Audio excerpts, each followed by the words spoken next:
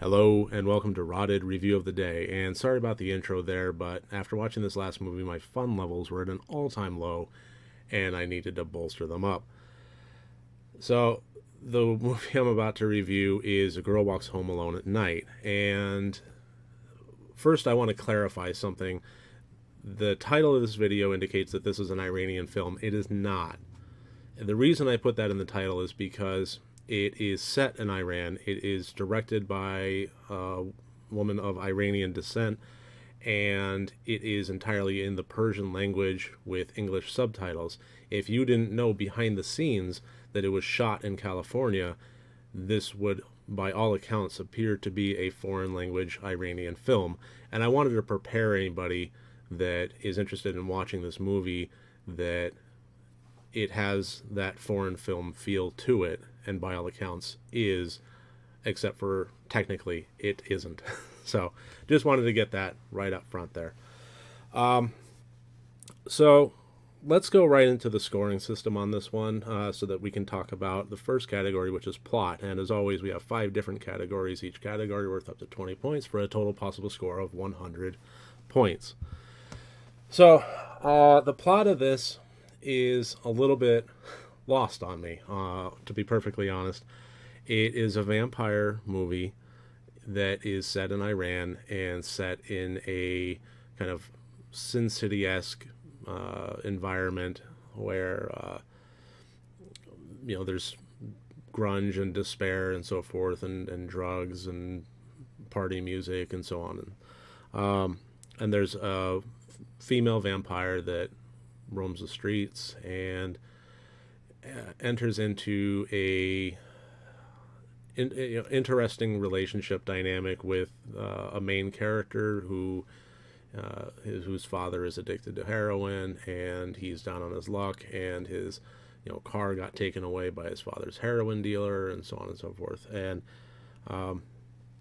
here's the problem that I really have with the plot: is there really doesn't seem to be much of one.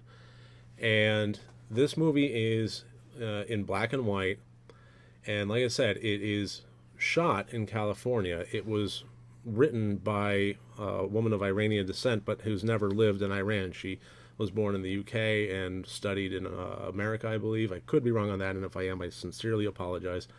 But so that means that by setting it in Iran, and by making it a Persian language film, and by making it a black and white film, you are making an aesthetic choice. And that could be, homage to your heritage and lineage and so on. Hats off to you, that's fantastic, but it is still an aesthetic choice. It is not what I would consider to be the default. The default being where you are filming, it be the setting.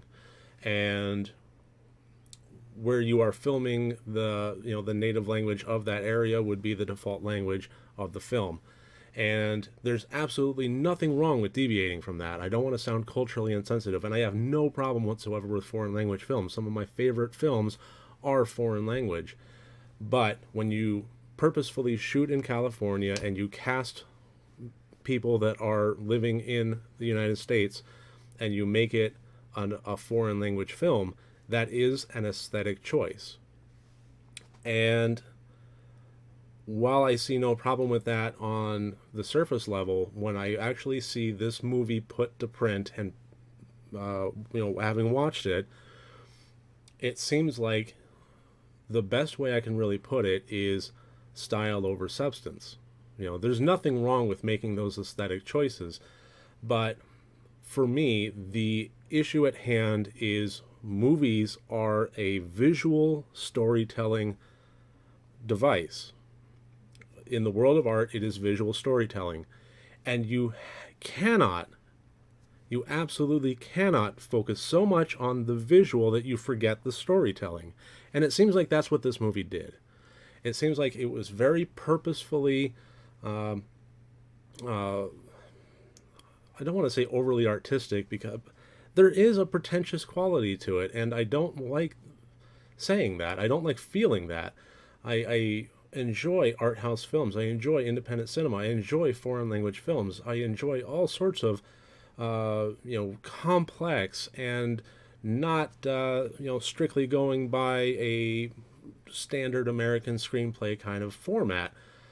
But at some point, the visual style, when it is all that is there, and I lose complete interest in characters and storyline, when it completely loses me, the film suffers. And there's only a few examples of that I can think of, that I've seen a movie that I'm describing here and having it work. And that is something that I think it defies explanation. It's not something that I can even speak to, or that anybody can put words to.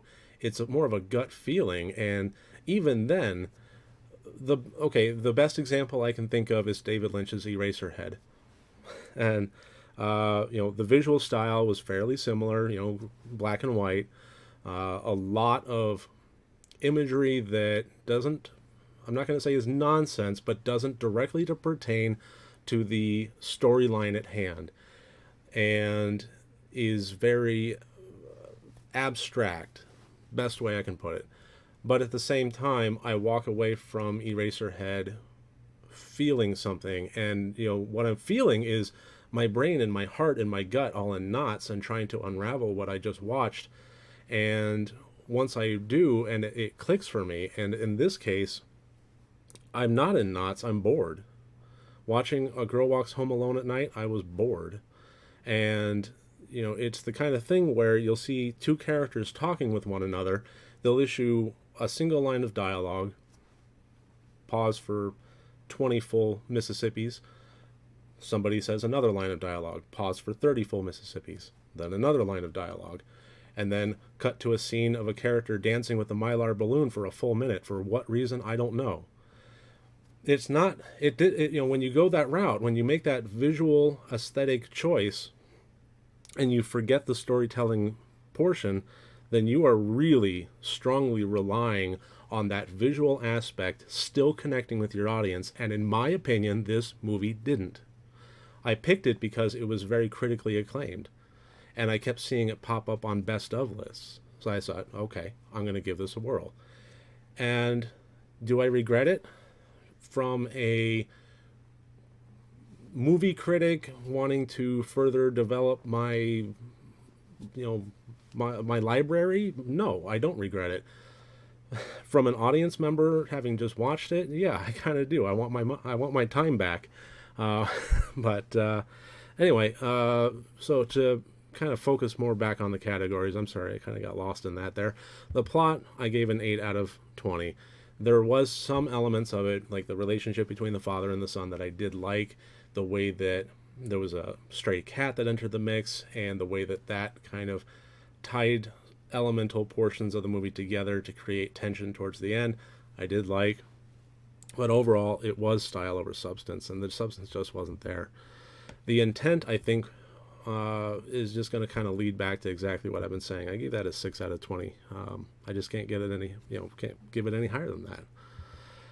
The acting was okay. Again, this was, and I have a feeling it wasn't so much the talents of the actors or any lack of. I think it was more the direction and the instructions that they were given. I don't know that for a fact. I wasn't behind the cameras watching the set, but given everything else that I saw in the movie, that is where my thoughts tend to go. I think that the actors were fairly talented, but they weren't given a whole lot to work with. And I think even if I had to estimate, I would say that they were purposefully told to keep it low-key and subtle to the point where I found it to be boring. The technical aspect of it, I've already covered with the visual aesthetic choice. It's all, when you want to shoot black and white, it's purposeful. The cameras that are coming out today, they don't even make, the silver, black and white film stock anymore. And even if they did, it would be insanely expensive. If you're shooting a movie like this, at this point, you're shooting digital, which means you are making it black and white on purpose. And I have no problem with that. But again, style over substance. If the style was used to enhance the substance, to complement it, to work with it hand in hand, this technical aspect of it would be getting a 20 out of 20. There were technical aspects of this that I really did like, but ultimately it served nothing. And it made when you had the lack of storyline, then all of that technical stuff, it made the film seem even more pretentious and even more boring and even more, why am I watching this? So I gave that a 5 out of 20. I'm sorry. And the fear quotient, I think, was the portion that suffered the most for having a vampire movie. And I'm going to get into this in the deep dive discussion video about vampire films in general. But yeah, I'll discuss my opinions on vampire movies and that.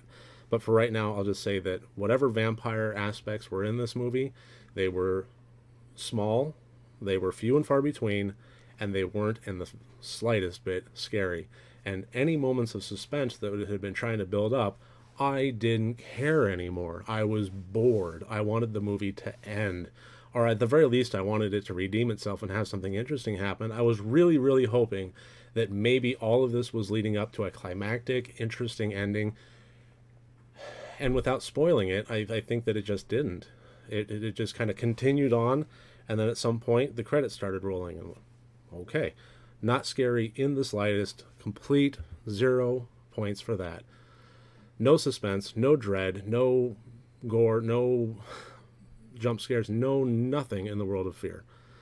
So that gives this a total score of 29 out of 100 points. Again, I thought this was going to be better than it was. I saw a lot of critical raving on it.